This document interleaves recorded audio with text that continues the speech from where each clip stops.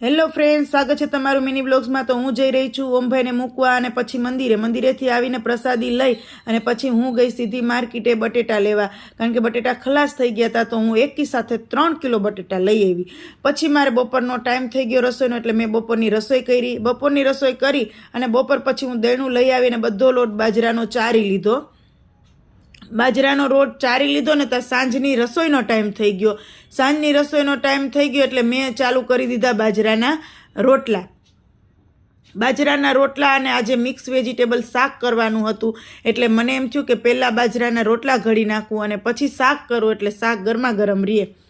એટલે પછી મેં વઘારવાનું શરૂ કરી દીધું શાકને કુકર મૂકીને, અને મિક્સ વેજીટેબલ શાક સુધારેલું જો હું કુકરમાં વઘારી રહી છું। આમ કરતાં જમવાનો ટાઈમ થઈ ગયો, ખબર જ ના પડી। તો કેવો લાગ્યો મારો મિની વ્લોગ્સ જરૂરથી કમેન્ટમાં કહેજો, સપોર્ટ કરજો અને સબસ્ક્રાઈબ કરજો। Thank you.